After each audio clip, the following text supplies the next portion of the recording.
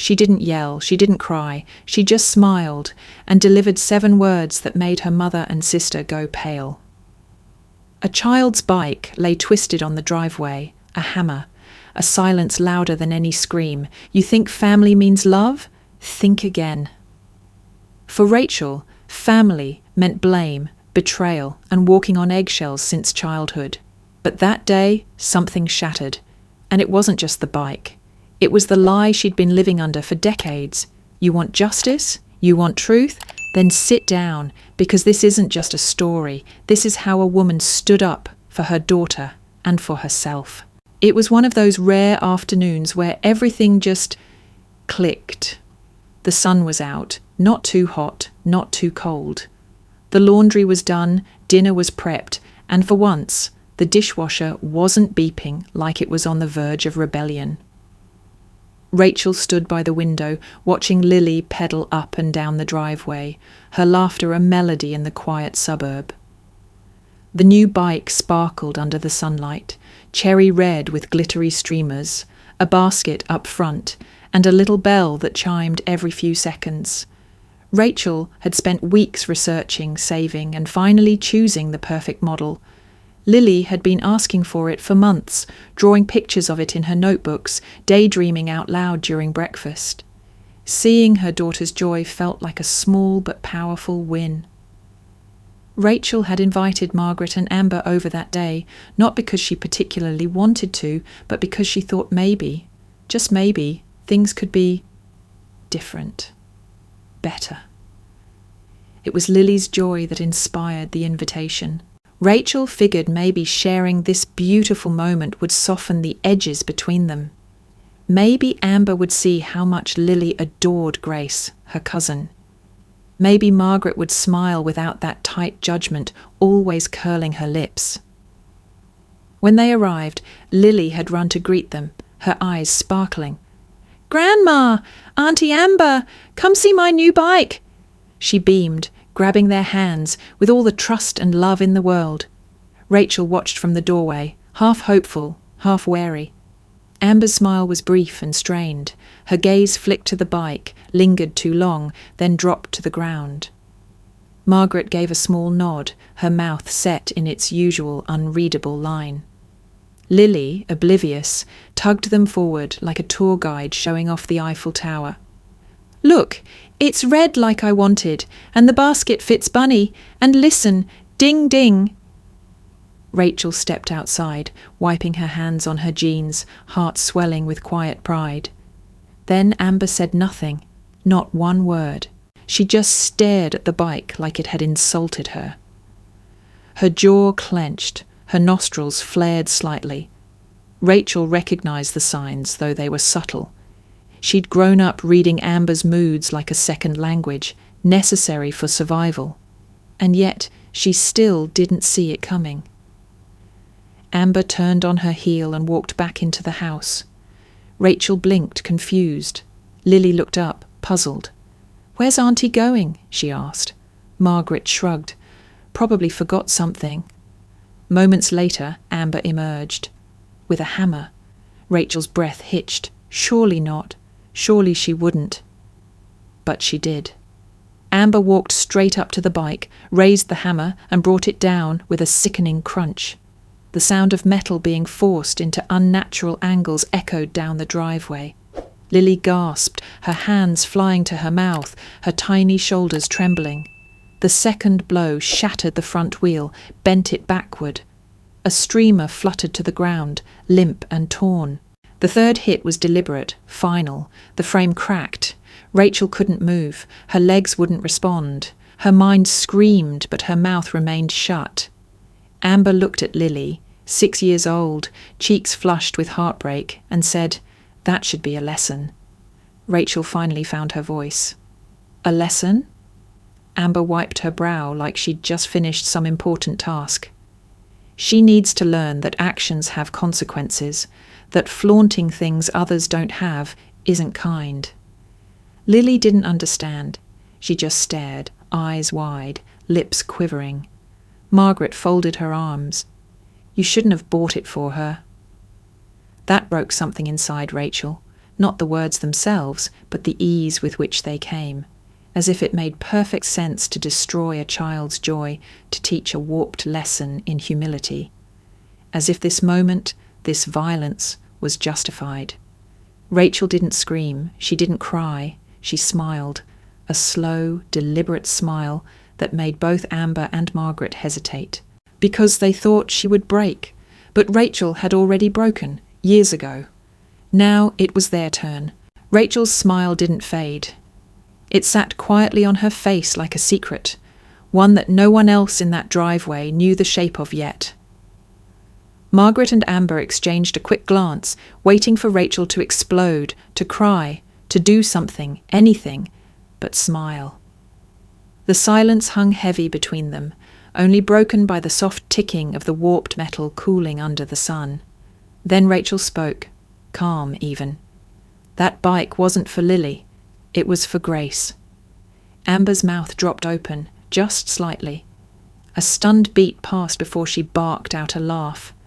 What? No, don't try to spin this. That's Lily's bike. We all saw her riding it. Rachel tilted her head. Because I let her ride it while she waited for Grace to come over. Margaret frowned. You're lying, Catherine. I mean, Rachel. That slip of the tongue, calling her by her old name, wasn't lost on her. Rachel had changed her name after college, not legally, just personally. She wanted a fresh start, but her mother always slipped when upset, always dragged her back into the past. Amber stepped closer, hammer still in hand, now hanging by her side like a forgotten weapon. Why would you buy my daughter a bike? Rachel didn't flinch. Because the one she had was dangerous. James looked at it. It was defective. I called the manufacturer and filed a claim. They not only agreed to replace it, but upgraded it to this model, because I insisted they do better. Amber scoffed. You're making that up. Rachel said nothing. She didn't offer proof, not yet. She didn't raise her voice. She didn't even look away from the mangled bike lying in the driveway. All she did was maintain that same calm smile, a smile that somehow made both women more nervous than if she'd screamed. Margaret broke the silence. Even if that were true, you should have told us. Giving that to Grace behind our backs is manipulative. Rachel finally looked up. And smashing it in front of Lily was, what exactly? A thoughtful response? Amber's hand tightened around the hammer. You're not going to turn this on me. You've always tried to look like the saviour. You think doing this, buying something my daughter wanted and then parading it around, makes you better. I didn't parade anything, Rachel said. You assumed, you reacted, and you destroyed something that wasn't yours to begin with. Lily had moved closer to Rachel now, wrapping her small arms around one of her mother's legs. She didn't say anything. She didn't cry. But the way she clung told Rachel all she needed to know, that her daughter had witnessed enough.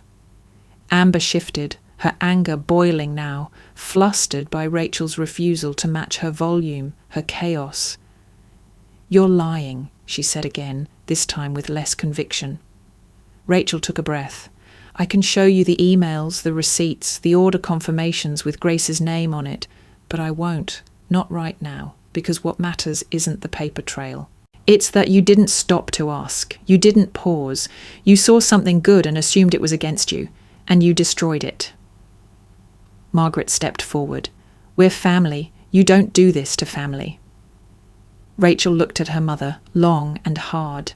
No, you don't do this to family, but you did. You both did. Then she turned to Lily, gently untangling her arms and whispering something only the little girl could hear. Lily nodded and walked quietly inside. Rachel straightened, her face calm but unreadable now. You need to leave. Amber laughed again, but it was shaky now. What, you kicking us out? Yes, Rachel said, from my house and from my life. Margaret gasped. Don't be ridiculous. But Rachel didn't respond. She walked to the front door, opened it wide, and waited. Neither woman moved. Rachel looked directly at Amber. "You brought a hammer to a child's joy and called it a lesson. I call it the last straw." Still, no one moved. From inside, James appeared in the hallway, his tall frame suddenly very present. He said nothing, just stood there, quiet and solid. A pillar. Rachel didn't raise her voice. "Leave!" It was Amber who broke first. She turned, stomping off the porch, muttering something under her breath. Margaret lingered, looking at Rachel as if she might still rewrite this moment with guilt or pressure. But Rachel didn't look away. Eventually, Margaret followed her daughter down the path, defeated. Rachel closed the door, not a slam, just a seal. After the door shut, Rachel didn't move for a long moment. The silence in the house felt oddly peaceful, like the first inhale after a storm. But peace often brings memory, and memory brings its own kind of noise. As she leaned against the wall, the old stories began to surface again, like bruises aching under fresh skin. Rachel was 8 the first time she realized something was wrong. Amber had been 6, and they were playing in the living room with a set of plastic animals. Rachel had spent all morning setting them up, dioramas of jungles and deserts, arranging lions and elephants with the precision of a budding architect. Amber walked in, asked for the zebra, and Rachel said, "Let's take turns." Amber didn't like that answer. In a flash, she had swept her arm across the scene, knocking everything over. Then she grabbed the zebra and stormed off. Rachel, stunned, started crying. When Margaret came in, she didn't ask what happened. She simply looked at Rachel and said, "Why do you always upset your sister?" That question echoed for years. When Rachel was 9, Amber threw a tantrum at a grocery store because she wanted candy. Margaret whispered harshly to Rachel, "Couldn't you just give her yours and avoid this?" By 10, Rachel knew how to read the mood in a room like a weatherman predicts storms. If Amber was quiet, that meant something was brewing. If Margaret was short-tempered, it meant Rachel would take the fall for whatever went wrong that day. But the worst moment, the one seared into her like frostbite, happened one winter afternoon. Rachel was 11, Amber 9. They were in the backyard, each with a doll. Rachel's was brand new, a birthday gift from an Aunt Margaret didn't particularly like. Amber wanted it. Rachel said no. "It's mine. You can play with it next." Amber screamed like she'd been hit. She ran inside. Moments later, Margaret appeared, eyes cold. "Give her the doll," she said. Rachel held it tighter. "She always gets her way." Margaret didn't argue. She simply locked the back door. Rachel stood there in the yard, coatless in the cold, staring through the window as Amber smirked and sat on the couch. It was 15 minutes before Margaret let her in wordlessly. Rachel didn't cry. Not then. She'd learned. She learned that fairness wasn't a given, that love, in her family, was something you earned by shrinking, that being the good one meant being quiet, agreeable, and absorbent. You soaked up the rage, so no one else had to. She learned that if she spoke up, she was dramatic. If she stayed silent, she was cold. If she succeeded, she was showing off. If she failed, she was a disappointment. Amber was the sun, erratic and burning, and Rachel was the shade people stepped into when the heat became too much. These were not memories she revisited often, but today, in the stillness of her home, after the wreckage in the driveway, they resurfaced with clarity. Because what Amber had done today wasn't new. It was just louder, more visible, and this time someone else had seen it. Lily. Her daughter had watched a family member destroy something she loved and then justify it. Rachel pressed her palm to the wall, grounding herself. She couldn't undo the past.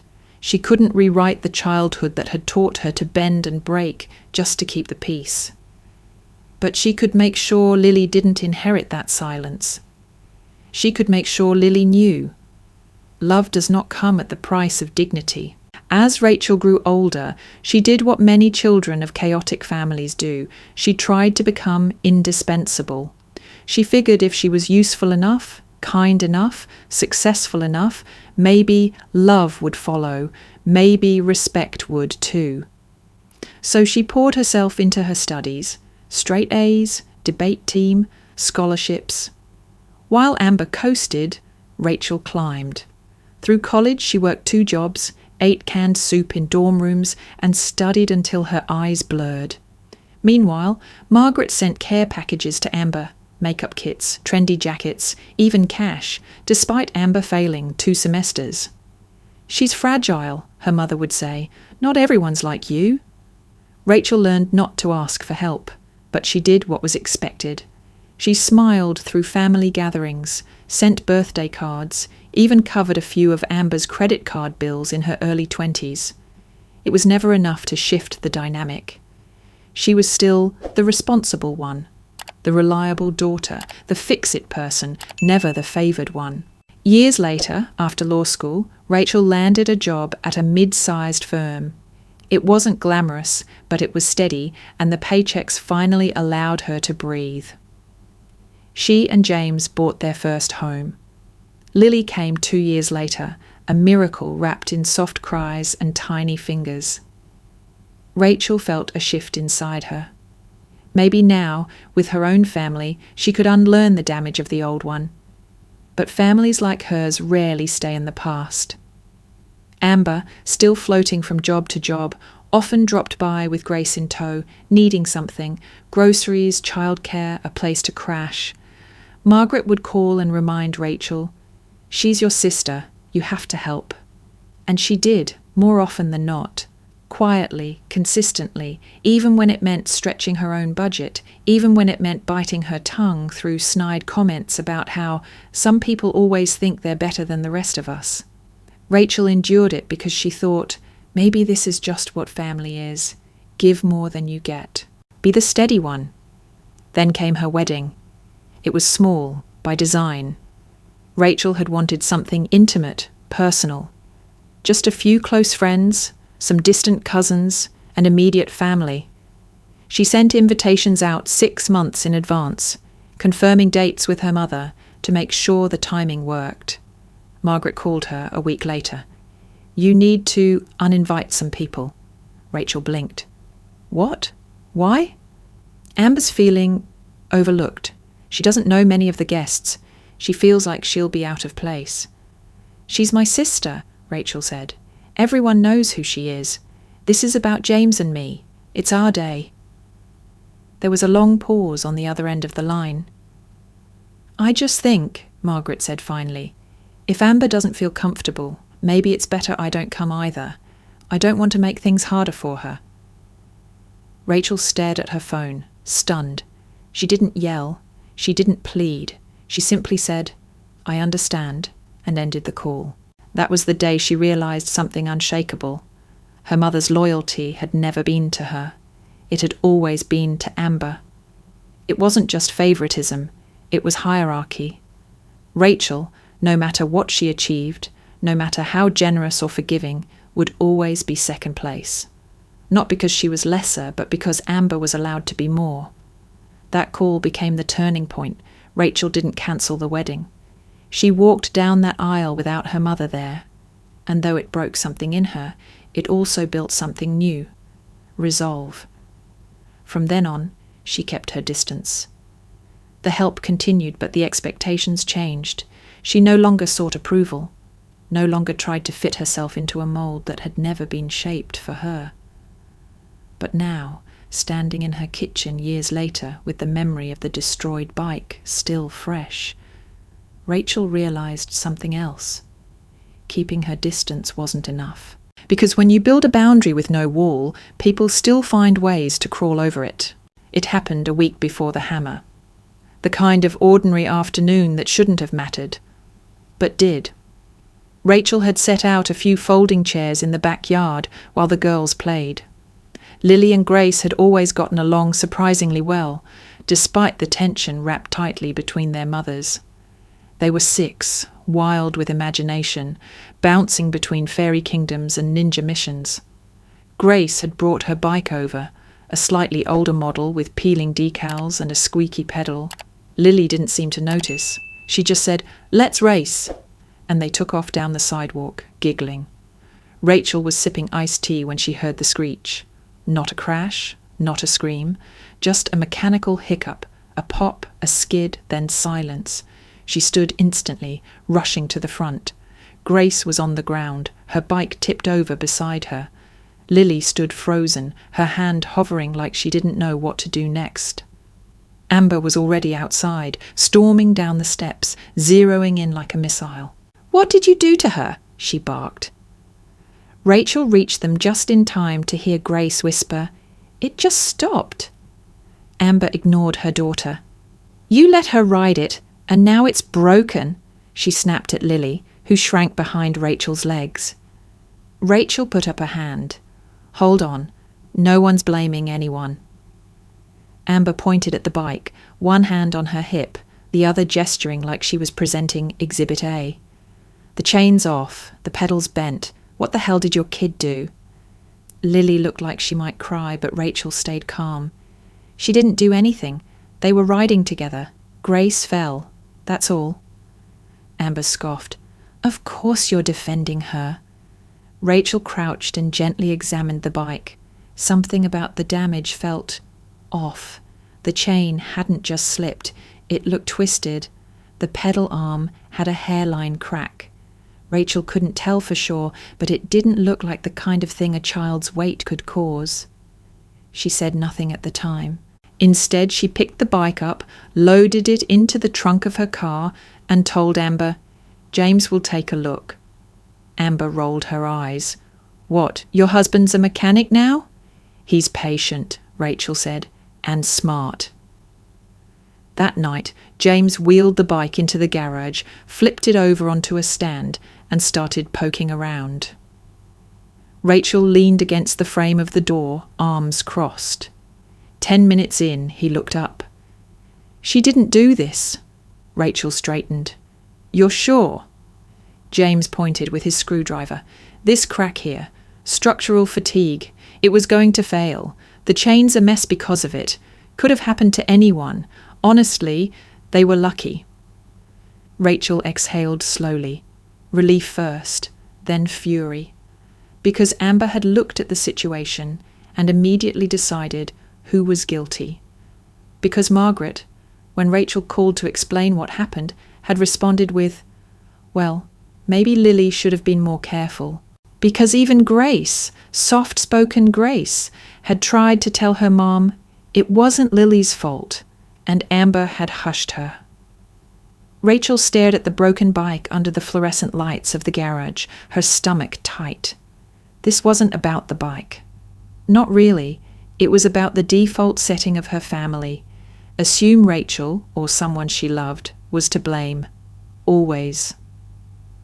That night, while Lily slept and James read quietly on the couch, Rachel opened her laptop and found the manufacturer's contact page. She filled out the complaint form, described the failure, attached pictures, and ended the note with a few words only a lawyer would write. Potential liability, product safety, child injury. The next morning, she received a reply. "We're investigating this immediately. Expect follow-up within 24 hours. Rachel didn't say anything to Amber. She didn't gloat. She didn't try to change the narrative. She just waited. But inside her, something had already shifted. She wasn't going to let her daughter grow up like she had, swallowed by the blame others refused to carry. 2 days later, Rachel received a phone call from the manufacturer's customer service department. The woman on the line sounded appropriately horrified when Rachel explained the situation in more detail. How the defective bike had failed during normal use, with 2 6-year-olds playing innocently. "We take this very seriously," the woman said. "Not only are we sending a full replacement, but we'd like to offer an upgrade, our top model in the same size category. No cost to you." Rachel didn't smile, not yet. "That's good." Because this could have ended a lot worse. Grace could have been riding downhill. She could have been in the street. I understand, the woman replied. We're shipping it out today. Rachel hung up and stared at the confirmation email. The bike they were sending wasn't just a step up. It was the one Grace had been dreaming about for months. Purple and teal with flashing LED spokes, a Bluetooth speaker in the handlebars, even a little license plate you could customize. Rachel had heard her talking about it at family dinners, whispering about how it was too expensive and just a dream. And now it was coming. Not for Lily, but for Grace. Rachel didn't hesitate. She never considered keeping the bike for her own daughter. She ordered a small helmet in Grace's size and even bought a bow to tie on the handlebars. For once, she wanted to rewrite the pattern, not out of guilt, not even out of strategy, just out of love. She imagined the moment clearly. Amber and Grace arriving at her house, tension in the air. Then Rachel wheeling out the bike with a quiet, "This is for you." She imagined Amber blinking, speechless. She imagined Margaret softening, just for a second. She imagined Grace's squeal of joy, the innocence of it, and maybe, just maybe, they'd all breathe easier. Maybe this could be a reset. That weekend, the package arrived. Rachel kept it hidden in the garage, behind the recycling bins. She didn't say a word to James yet. Part of her wanted it to be a surprise, even for him. She cleaned the bike, checked the parts, tied the bow with care, and then she waited. But the opportunity never came. Amber cancelled their next visit, claiming Grace had a cold. Margaret sent a vague text. "Let's postpone. Things are tense." Rachel didn't push. She figured she'd wait until things calmed down. She'd find the right moment, maybe Grace's birthday. But things didn't calm down, because 3 days later, Amber came over unannounced. Rachel had just come home from picking Lily up at school. The garage door was still open when Amber's car pulled into the driveway. Rachel froze as Amber stepped out, sunglasses on, lips pressed into a thin line. "Is that it?" Amber said, pointing toward the corner of the garage. Rachel followed her gaze. The new bike was partially uncovered, the bow still on, its bright colours impossible to miss. Rachel took a breath. "Yes, I was going to—" But Amber didn't let her finish. "You bought that for Lily?" she snapped. "After everything?" Rachel blinked. "No, that bike." Amber's voice rose. "You're unbelievable. You ruin Grace's old bike and then turn around and get your daughter the exact model Grace wanted." Rachel's pulse quickened. "Amber, listen. That bike is for Grace. It's the replacement from the manufacturer. I pushed them. I made sure they upgraded. I was going to surprise her." Amber didn't respond immediately. Her jaw worked, eyes flitting between the bike and Rachel's face. She didn't believe her. Rachel could see it. "You expect me to believe you went through all that? For my kid?" Rachel didn't answer. She'd learned that sometimes words only make things worse. Amber spun on her heel and stormed back to her car, slamming the door so hard it rattled. Rachel stood in the driveway, the sun sharp in her eyes, the bow fluttering in the breeze behind her. Twist 5 had landed, not with joy, but with suspicion. Her gift of peace had been read as a declaration of war. The silence after Rachel's sentence, "That bike wasn't for Lily, it was for Grace," hung in the air like smoke. Amber's expression twisted in disbelief, but beneath the rage there was something more vulnerable, something like panic. Rachel didn't back down. Her tone remained even, her posture calm. Lily was already inside, safe. James stood behind her, unmoving. This was her moment, and she wasn't going to let them twist it. Amber scoffed. "You really expect us to believe that?" Rachel tilted her head slightly. "I don't expect anything, but it's true." Margaret folded her arms, stepping closer, her chin lifted like a judge preparing to deliver a sentence. "You always did know how to lie with such grace, Rachel. You make manipulation sound like compassion." Rachel almost laughed, not because it was funny, but because of the bitter familiarity, that tone, that implication, that somehow everything she did had an ulterior motive, even kindness. Amber jumped in. "You bought your daughter the bike Grace wanted, just to rub it in our faces." "I didn't," Rachel said. Amber snapped, "Then where's the proof?" Rachel didn't hesitate. She pulled her phone from her back pocket, opened the email thread with the manufacturer, and turned the screen toward them. "Here, replacement order. Serial number, order notes. See the name on the account? Grace." Amber didn't reach for the phone. Margaret didn't even look. Rachel took a deep breath, kept going. "I filed the claim myself. I included photos. I used my legal credentials to escalate it. I insisted they not just replace the defective model, but upgrade it, for Grace, because I knew you wouldn't, because I knew no one else would." Amber's face was stone. "You just want to make me look like a bad mother." Rachel shook her head. "I wanted to fix what was broken, the bike, the blame, all of it. But you saw the new bike and made a decision, that it was about you. And without asking, you brought a hammer and destroyed something that wasn't even yours to begin with." Twist 6 landed then, not as a shocking reveal, but as an undeniable truth. This gift had never been about revenge or competition. It had been about redemption, about mending something without fanfare. Margaret still refused to yield. "You always did think you were better than everyone, always had to be the fixer, the savior. It's exhausting." Rachel blinked. "It's exhausting to constantly be doubted, to do the right thing and have it twisted into manipulation." Amber's voice cracked. "If you wanted to do something for Grace, why didn't you just say so?" "I tried," Rachel said quietly, "but you weren't listening." She let the words sit. Amber looked away, toward the mangled bike frame on the ground. Her mouth opened, but nothing came out. Margaret stepped forward again, the way she always had, intervening not to protect, but to preserve control. "This can still be fixed. We'll tell Grace it was a mistake. You'll file another claim, say the first bike got damaged. We'll move on."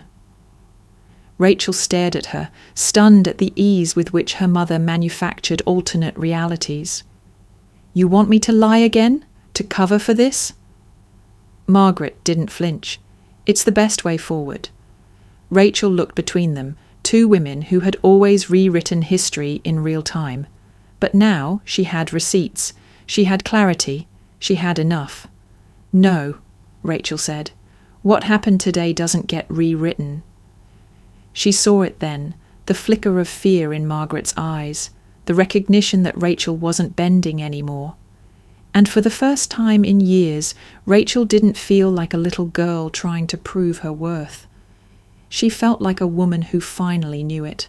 Rachel stood taller now, her voice steady. "I'm done." Margaret blinked. "What do you mean?" Rachel didn't hesitate.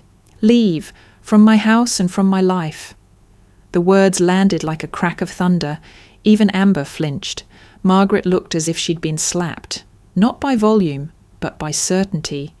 Rachel had never spoken to her like that, never crossed the invisible line drawn years ago, not once. "You don't mean that," Margaret said slowly, her tone turning colder, sharper. "You're just upset." "I'm calm," Rachel replied. "That's what should scare you." Amber narrowed her eyes. "You're really throwing us out over a bike?" Rachel's jaw tightened. "It's not about the bike. It's about every moment that led to it. Every time you both chose to belittle, to blame, to twist reality until I questioned my own memory. This was the last straw." Margaret's voice rose. "We're your family." "Exactly," Rachel said, "and family should be the safest place, but you made it the most dangerous." James stepped forward then, silent until now, his presence anchoring the air. He stood beside Rachel, his hand grazing the small of her back, not possessive, not leading, supportive. He looked at Margaret, then Amber. "It's time for you to go." Margaret looked from Rachel to James, disbelief clouding her features. "You're really okay with this?" I support my wife, he said simply. She deserves peace and boundaries. Amber let out a bitter laugh. Wow, so this is what you've wanted all along, to push us out, to play the victim and get the last word. Rachel turned to her, voice quiet but firm. No. I wanted a family that didn't make me feel like a burden. I wanted a mother who didn't compare me to a sibling who never had to grow up. I wanted a sister who didn't destroy things when she felt insecure. Amber's face flushed. She opened her mouth, but Rachel raised a hand. And I wanted you to know this wasn't about punishment. The bike, the silence, none of it. It was about clarity. I'm done pretending we're something we're not. Margaret stepped forward again, her voice almost pleading now. Rachel, don't do this. You'll regret it. You're upset. Families fight. Yes, Rachel said, but healthy families also apologize. They heal, they take responsibility. You've never done that, not once. Twist 7 hit then, not with spectacle, but with power. This wasn't about revenge. It wasn't even about justice. It was about Rachel finally stepping out of the role they'd assigned her. The peacekeeper, the fixer, the forgiver. She was none of those things today. Today she was her own protector. Amber crossed her arms. You're going to regret this. Rachel shook her head. No, I regret not doing it sooner. Margaret's eyes filled with something halfway between rage and desperation. We'll talk tomorrow, when you've come to your senses. Rachel's voice didn't waver. There won't be a tomorrow, Mom. Not in the way you think. I'm done playing by your rules. She reached for the doorknob and opened it.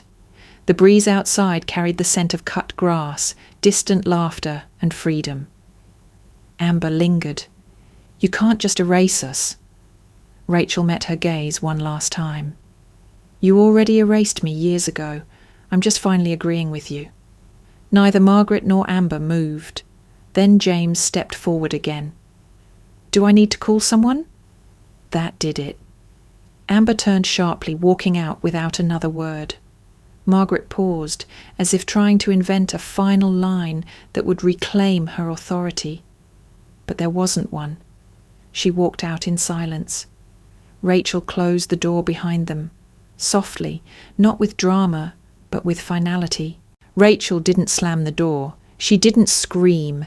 She simply walked back into the kitchen, pulled her phone from the counter, and began a quiet, deliberate process. Click by click, she opened each account she'd been paying into for years. Margaret's electric bill, Amber's phone plan, a shared grocery card that somehow always had her name, but never her groceries. One by one, she removed her credit card information. No announcement, no explanation, just done. It felt less like revenge, and more like cleaning out a drawer full of expired coupons, useless burdens that somehow still held emotional weight. She washed her hands, put the phone down, and made dinner. Lily helped with setting the table, her energy slowly returning now that the tension had left the house. James kept things light, making up a song about broccoli that got a giggle out of their daughter. Rachel smiled, but there was a tiredness behind it. A weariness that only years of quiet tolerance can create. The next morning, it began. Her phone buzzed, first with texts from Margaret. Mom, why did I get a cancellation notice from the utility company? Mom, Rachel, what's going on? Mom, you're being dramatic. Fix it. Rachel read them all, didn't respond. An hour later, Amber took her turn. Amber, funny how fast you pull the plug when you don't get your way. Amber, Grace didn't do anything to deserve this. Amber, at least own that you're punishing everyone because you can't control your daughter. Rachel set the phone face down. James said nothing, just placed a fresh cup of coffee in front of her and sat beside her in silence. By midday, it escalated. Screenshots started flooding in from a cousin Rachel hadn't spoken to in months. Apparently, Amber had taken the story to the family group chat. the same one Rachel had muted ages ago when it became more gossip chain than family bond. In the thread, Amber spun a new narrative, that Rachel had intentionally set Lily up to humiliate Grace, that she had used her money to buy a bike Grace wanted, then flaunted it, that she had destroyed Grace's bike herself just to justify a replacement. Twist 8. Amber claimed Rachel had sacrificed her own daughter's social standing just to feel superior. Rachel blinked at the screen. It was so far removed from reality, it almost didn't sting. Almost. What made it hurt wasn't the lie. It was how easily people accepted it. Comments flowed in beneath Amber's posts. Aunt Mona. I always knew Rachel had a cruel streak. Uncle Gary. I don't know the whole story, but a 6-year-old shouldn't be dragged into adult drama. Cousin Lisa. Poor Grace. She didn't deserve this. Rachel didn't reply. She didn't defend herself. She just forwarded the screenshots to a folder she quietly labelled Evidence, just in case. Later that night, another message came in from Margaret. Mom. I can't believe you're letting Amber look like the villain. She's hurt, Rachel. She was just trying to teach your daughter not to be entitled. Rachel stared at the message for a long moment. The justification rang in her ears. Not to be entitled. As if happiness was arrogance. As if joy was an offence. James glanced over. You okay? Rachel nodded. Just remembering. Remembering what? That I used to believe being the bigger person meant being the quieter one. He didn't ask more. Instead, he reached over, took her hand, and held it in silence. Rachel didn't decide out of spite. She decided out of clarity. She sat at her kitchen counter. Lily already asleep upstairs, James reading in the living room. The glow of the laptop screen was the only light in the room as she opened her home security app. A simple motion-triggered camera above the garage had captured the entire event, Amber walking out with the hammer, the first swing, the second, the sickening crunch. Margaret's voice, calm and condescending, agreeing with what had just happened. Rachel watched the footage twice, not to relive it, to confirm what she already knew. The truth didn't need her commentary, it spoke for itself. She downloaded the video, trimmed nothing, and uploaded it straight into the family group chat, the same one Amber had weaponized hours earlier. She added only a single line beneath the video. That bike was for Grace. Then she put her phone down and walked away. It didn't take long. 10 minutes later, the chat exploded like a beehive poked with a stick. Aunt Mona. Wait, what? Uncle Gary. She brought a hammer? Cousin Lisa. Holy shit, I thought this was about an argument. Another cousin. Margaret literally stood there. She didn't even stop her? Comments scrolled fast. Screenshots were being taken. Messages were forwarded to people outside the group. Emoji reactions lit up like fireworks. Shocked faces, broken hearts, angry red faces. The tone shifted dramatically. The same people who had been calling Rachel entitled an hour ago were now silent or frantically backpedaling. Rachel didn't engage. She made a cup of tea, sat beside James, and read a book while her phone buzzed non-stop beside her. He looked at the screen once, eyebrows raised. Let it burn? He asked. Rachel gave a small smile. Let it burn. But the twist didn't come in the group chat. It came an hour later, on a phone call from a number she didn't recognize at first. She almost ignored it, but something nudged her to pick up. Hello?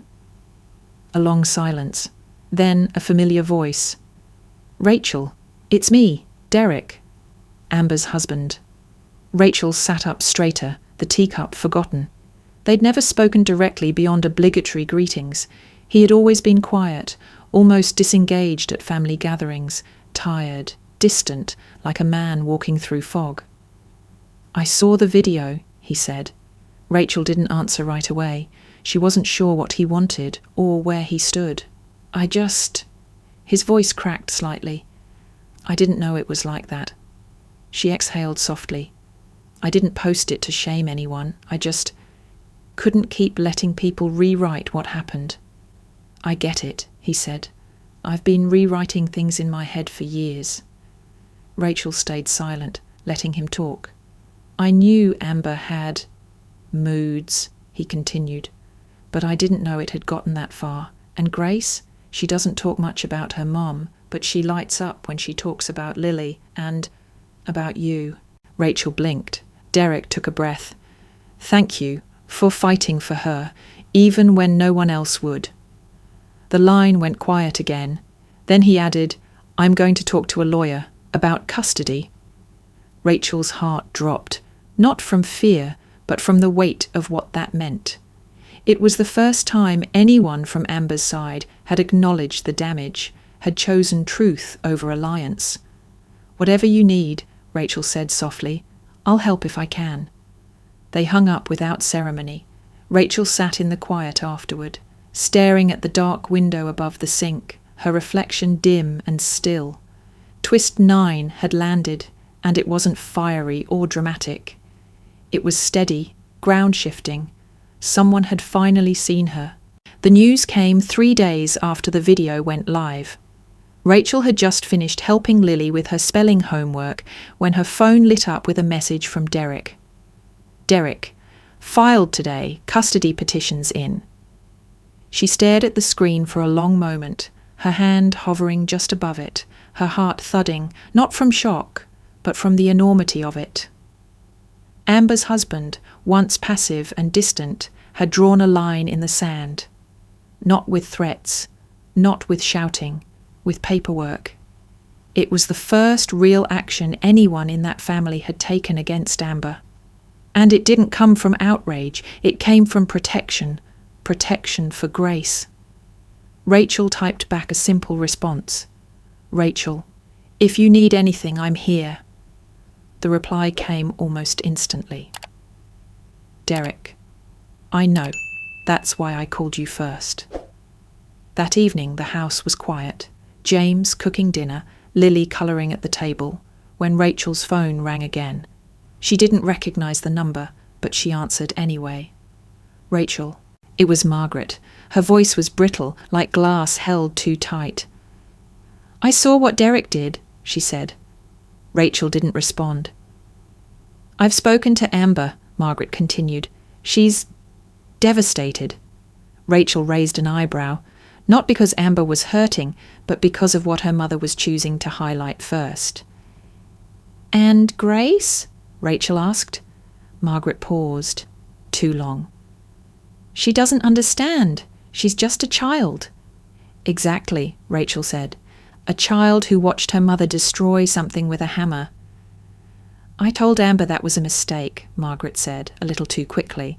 But posting that video, it humiliated her. It humiliated us. Rachel's throat tightened. Us? She's your sister. No, she's your priority. I was just the support beam.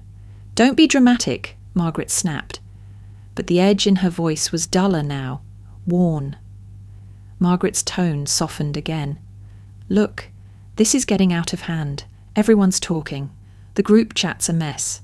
Derek's dragging this into court. If you take the video down, maybe we can do damage control. Rachel closed her eyes. There it was, not a plea for Grace, not an apology for standing by while her granddaughter's bike was shattered in front of her. Just a request to hide the evidence, to preserve the illusion.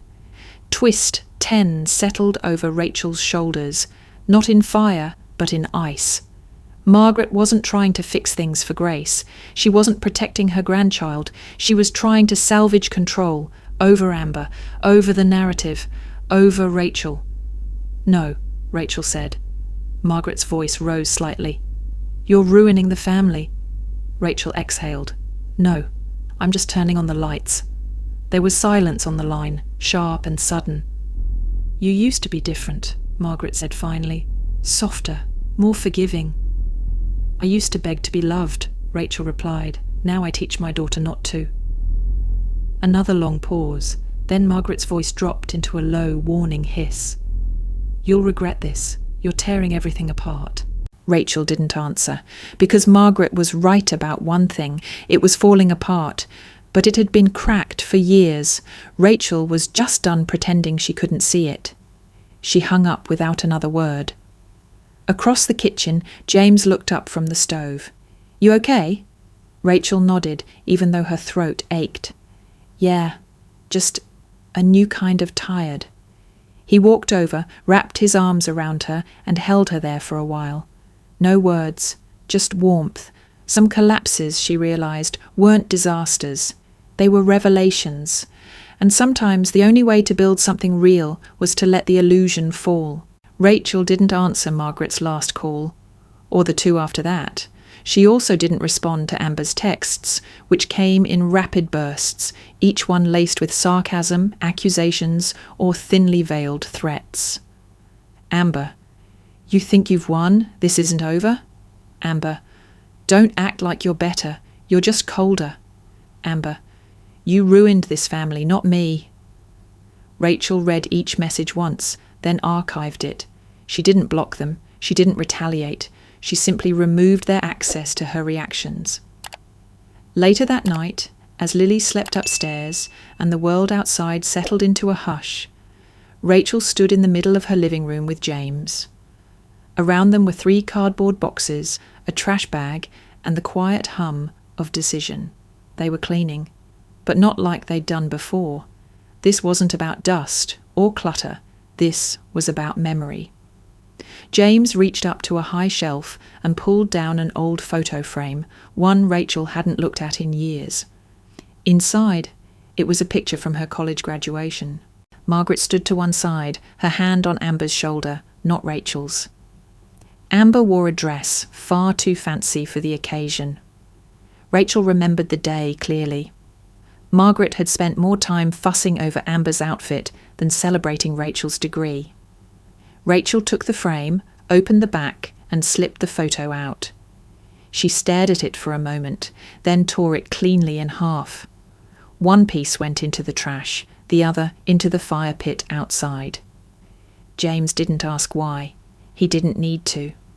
In the next hour they moved room by room, books, trinkets, gifts that were never really gifts, more like reminders. There was the bracelet Margaret gave her on her 30th birthday, with a note that read, "Maybe now you'll settle down." The mug Amber gave her that said, "Best big sister when you're not overreacting." Each item went into one of 3 places: box for donation, trash, or fire. James found a dusty box in the attic, labelled Family Keepsakes. Inside were baby pictures, holiday cards, hand-drawn notes from Rachel's childhood, some signed with love, most unsigned. At the bottom of the box was a birthday card from her 12th birthday. It said, "To Amber, happy birthday," crossed out. Below it, in Margaret's handwriting, "Sorry, wrong name."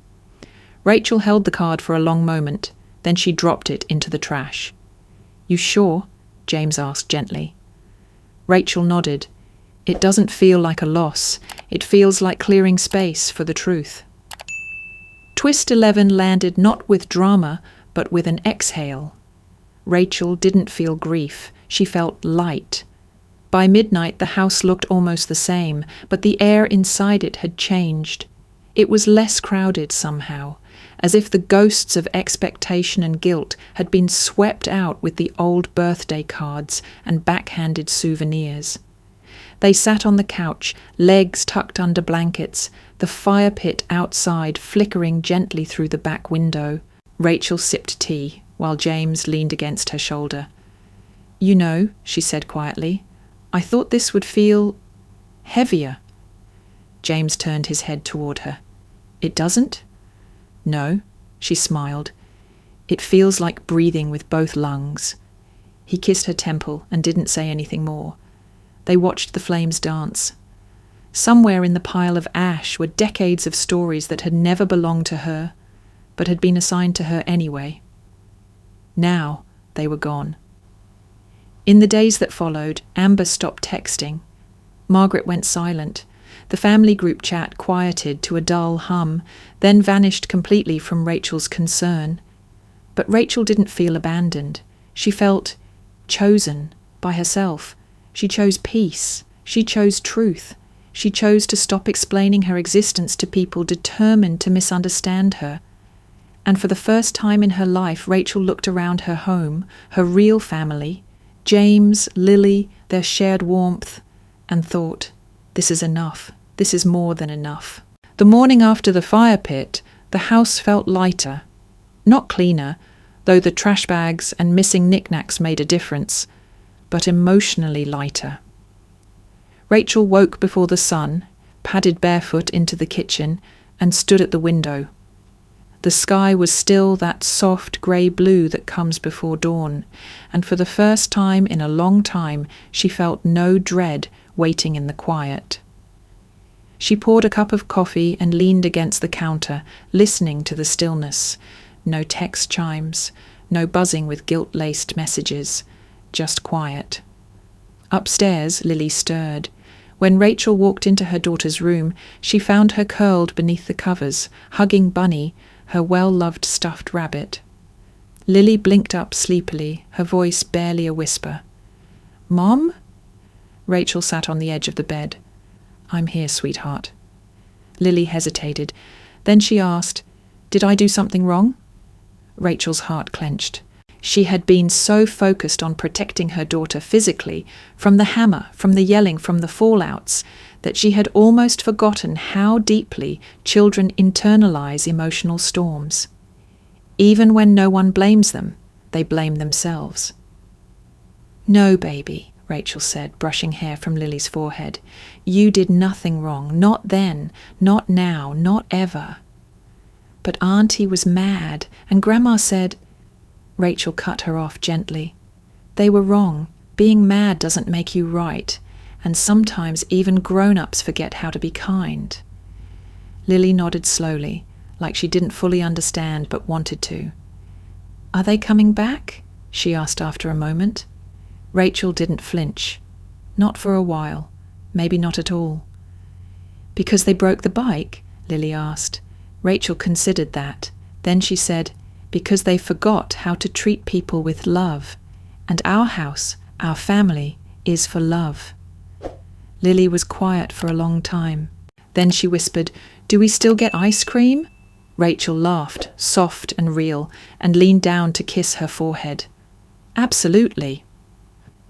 Downstairs, James was already dressed, reading the news at the dining table. When Rachel told him about Lily's question, he nodded solemnly.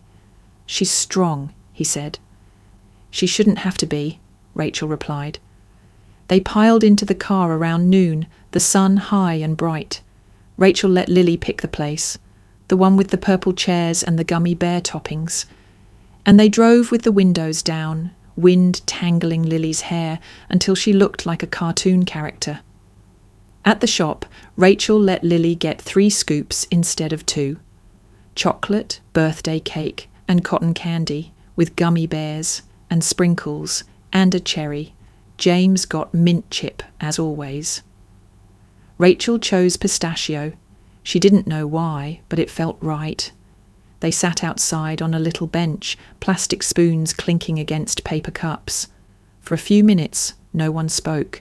They just savoured the sun, the sweetness and the safety of it all. Then it happened. Twist 12. Lily laughed. Not a nervous giggle, not a forced chuckle. A real belly-deep, unfiltered laugh. James had made a silly joke, something about his ice cream melting faster because it was too excited, and Lily erupted into laughter that made her shoulders shake. Rachel watched her daughter with tears prickling her eyes. It wasn't the joke. It was the sound, the return of something pure, of something that had been stolen and now, somehow, reclaimed. Rachel reached over and squeezed James's hand. He squeezed back, eyes on Lily, the ghost of a smile tugging at his lips. They stayed at the shop longer than necessary, letting Lily play with the napkin dispenser and interview them like a TV reporter with a plastic spoon for a microphone.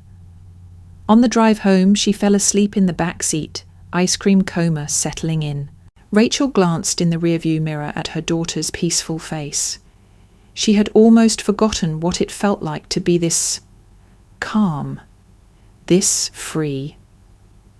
Later, after Lily was tucked into bed and James had gone upstairs to shower, Rachel sat alone on the back porch, legs curled beneath her, tea in hand. The backyard was quiet. The bike was gone. The hammer was gone. The ghosts were gone. In their place, stillness. A kind of silence that didn't scream anymore. She closed her eyes and whispered to herself, "This is peace." And for the first time, she truly believed it. 2 nights later, Rachel sat at the kitchen table with her laptop open, a spreadsheet glowing on the screen. It was time to finish what she had started. No longer from anger, just from resolve. She scrolled through each financial thread that still tied her to Margaret and Amber, a shared Netflix account she'd been paying for, an Amazon Prime membership that Amber had accidentally linked to her own, a recurring grocery delivery service that had quietly been going to Margaret's address for over a year. Click, unlink, delete. One by one, Rachel severed every tie. No announcement, no speech, no dramatic email or explanation. She simply let go. It wasn't revenge. It wasn't punishment. It was freedom. James walked into the kitchen halfway through the process, drying his hands with a dish towel. "You sure?" he asked softly. Rachel nodded. "I don't want to leave cracks open anymore. Not for guilt, not for obligation." He sat down beside her. "It's not just about them, is it?" She smiled faintly. "No, it's about me, and about what I'm willing to carry." By the time she closed the laptop, something had shifted deep in her chest. Not sharp like heartbreak, not hollow like abandonment, just still, clean, finished. The next morning, the internet found the video. Rachel didn't post it publicly, but someone in the family group chat had, and then someone else had reshared it, and someone else. By midday, the video had landed in a parenting Facebook group with millions of members. The caption read, "Her sister smashed her child's bike. Her response? Absolutely chilling, but powerful." Rachel's phone started buzzing again, but this time it wasn't hate, it was support. Hundreds of comments flooded in. Thousands. Women from all over the world sharing their own stories. "I was always the scapegoat in my family. Thank you for making me feel seen. I thought I was alone, but this gave me the courage to say no to my mother." I cried watching this, not because of the bike, but because I remember when I stopped smiling to keep the peace. Twist 13 bloomed not with noise, but with recognition. Rachel was not alone. She had spent decades believing she was the outlier, the overly sensitive one, the black sheep who couldn't just let things go. But now, she realized, there were thousands like her, women raised to absorb, to tolerate, to silence their instincts in the name of family. And they were watching her reclaim her voice. It was overwhelming. Rachel sat on the edge of the couch, reading comment after comment, her hand pressed lightly to her chest. Not out of panic, out of release. James leaned over her shoulder. "You started something." Rachel shook her head. "I didn't mean to. But you did. Not just for Lily, for every daughter who's watching." They sat together for a long time. Later that night, Rachel opened her journal. She hadn't written in it since law school, but tonight felt worthy. She wrote just one sentence. "Family is not who you inherit. It's who shows up, stays kind, and holds space when you're broken." Then she added one more. "And I finally have that family." The next morning, Lily crawled into bed between her parents, giggling under the blankets. Rachel pulled her close, kissed her forehead, and whispered, "You're safe here. Always." No part of her doubted it. Not anymore.